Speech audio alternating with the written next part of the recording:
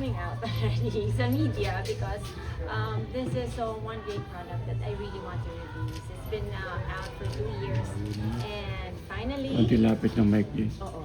Ay, sorry. Ayan. Ayan, finally, ito na yun. Lalabas na sa Cinema Skin Effects sa media. This is our media launch. And, of course, Best Birthday. Of course. Wait, 2 years in the market, meaning did you take over the products or was it, did you do it para ngayon mo na taluso ipakilala more? Because like what I said, I was part of the film industry before and then I ventured into, I just want to continue making women and men beautiful and making them feel so confident like how I did the makeup before in the past. And ito na siya, Kesha Cinema Skin Effects. Grabe. What are the products for those who haven't, incurred on Oh it? my gosh, we prepared 40 great products. Yeah, we have supplements like collagen, and it's not just FDA, but we have the CPR. It means that each ingredient is registered. Oo. Hindi lang siya FDA registered, it's completely registered, all the ingredients. And how do you feel na ngayon ikaw naman nasa tapat ng camera? Lahat ng mga artista dati pinapaganda at pinapagwapo mo na. It's still surreal for me. Medyo, ayun, I'm still nervous, you know. Talaga? Top 5 best makeup looks na, lahat naman ng makeup looks mo, pati yung special effects mo, sobrang ganda. Pero yung mga talagang on top of your mind, favorite looks na ginawa mo so far in your clients, na celebrity. Top looks, siguro yun kay Lucas Bravo, Of syempre course. Emily in Paris. I did Emmanuel Bayard, the leading lady of Tom Cruise, sa first Mission Impossible niya. I also did Steven Seagal series, General Commander. I also did Olga Kurilenko.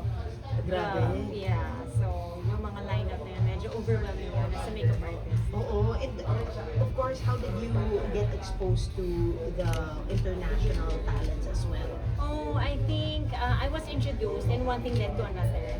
And then I'm now part of the team of French Embassy and every event that they have, I'm their go-to artist pa rin. So, sa films, medyo nag-bid goodbye na ako and sa mga TV series for doing makeup, but sa mga French Embassy or special events, sometimes I still say yes. How did the cinema landscape in terms of special effects? Because honestly, pag nakakita kami ng mga dugu-dugu sa TV, minsan nababother kami, di ba? Pero ngayon talagang it has greatly improved. Oh, yeah. Can you talk about the evolution of it? How meticulous you were? Because you also teach.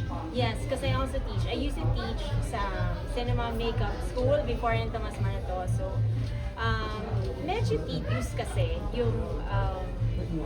yung classes and how you really get to understand the scientific and you have to relate it also with makeup. You have to adapt to the character of your subject. So I also read the scripts, I really get into it, I have to dig into the story so that I can really properly execute the look. And what are your hopes for the industry na malay mo, balikan mo ulit, di ba? Dumami pa lalo yung cinema. Magpa-produce na tayo! Oo, talaga? Yeah, I'm planning to produce a film or somewhere down the road, yeah. Oh, what Di ba? Prosthetics. Yung may horror, yung may Yung talagang mapapakita Yes. mo yung angking talento. Yeah. And honestly, when Cinema Skin Effects was, when we got invited, I thought may mga tools ka dito for budding makeup artists and artists who wants to learn prosthetics as well. Oh yes, we do teeth casting, yung mga body full head casting. I did feng shui before. I did the head cast of Ian Veneracion, but yet di ginamit ni Direct Chiteron. Nasa'yo pa ba? Yung Yeah. photo? So we have those clips. And I did 60 movies and series in the Philippines. Wow. But it's in So- good hands. Kanino mo ipinamana? Pinamana ko sa lahat ng mga estudyante ko na namamayagpag na ngayon sa film industry. Happy birthday. Thank you so much, MJ. Miss Cheryl, Yes. you're into makeup. Do you think it's high time for men na mag-makeup na rin? Oh yes, some of them are really into makeup though. They need to conceal some under eye issues or puffiness. Like ano yung mga basic products kailangan na? Sa products ko kasi, it's actually long term. Like for example, our eye collagen, it has depuffing, it has for dark under eye circles. So we have to formulate that, and I'm very OC when it comes to the formulations of my products. So I'm very hands-on. Would the products be available like sa mga stores? Oh yes, and of course, I'm so happy to know that some of our products are #1 already on Shopee. Wow! And yeah, out of the many collagens, our collagen is top 1 on Shopee. So it's hitting the charts. And I want people to know that kasi sobrang ang saya-saya na marami tayong natutulungan. Whether joint pains, meniscus tears, mga ganun. Birthday wish. Birthday wish, I'm just so thankful to God for all of this. I'm just so grateful to Him. Kasi it was just a prayer when I was a makeup artist. Nasa likod po ako ng camera.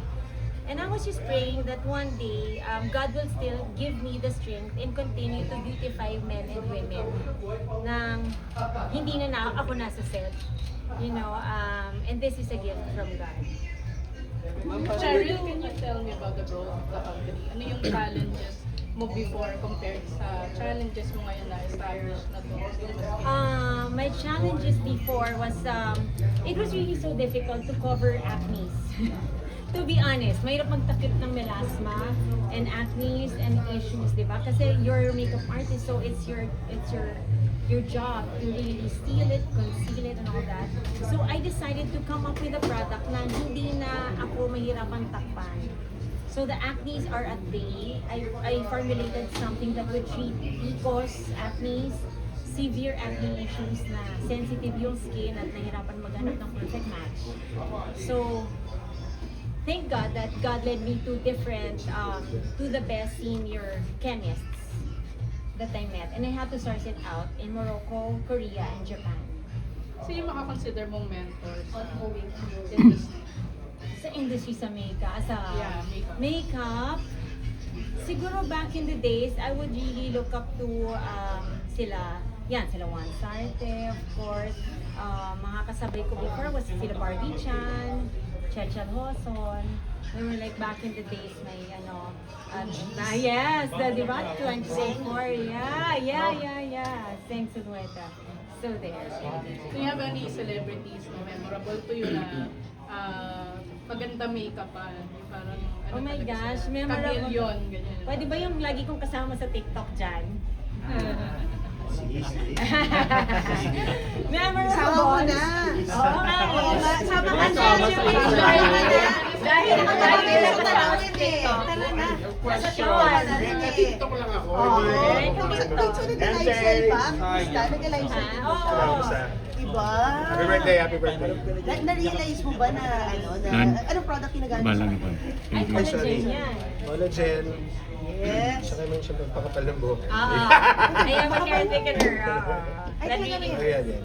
Ano, okay ka ba today? Happy birthday. Yeah, okay. Yeah, we're good. Abangan niyo yung kanta namin. May concert daw kami tonight. Wow! Sabi niya. Kailan po nag-start yung friendship niyo? Ay, masyado Ay. na matagal. Masyado ng No, I met, pwede ba yun? I met her when she was 7 ba, sabihin ko? 4 ba? Na-meet ko siya nung 4 years old. Sa best friend ko yung brother niya who passed away. Oo, so, and then, nung ganun, kami na, eventually kami yung naging mag-best friend. So hanggang ngayon, Siya ay isang constant sa buhay ko. Oh. kaya ano, parang part of the family. Kaya, Did you have a project together? meron, pero hindi niya ako mini-makeup. Oh, di bakit? Kasi personal makeup artist siya ng mga bida. Yung hindi, di ba? Merong production makeup artist for everybody, di ba? Tapos, Ako yung parang siya, meron assign siyang number, assigned for certain So, star. pero magchichikahan kami sa Kaya kami, tapos mag-makeup na, sige na, BFF, mag-makeup na. Gano'n ka proud sa kanya kasi years right? She's like goodbye Oh. sa industry. Tapos, Very proud. imagine mo, #1 sa Shopee. Sobrang proud. Kita ko din yung struggles niya sa hirap, sa taping, and to find her dito sa Cinema Skin. Galing, yeah. Proud of her.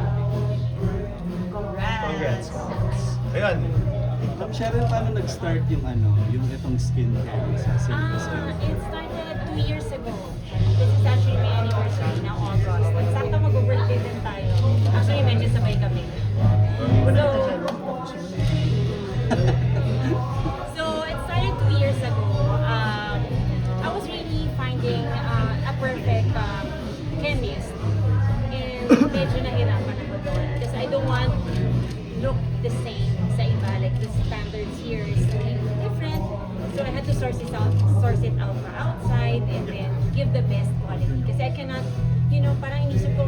mas pinagkakatiwalaan ako ng mga artista.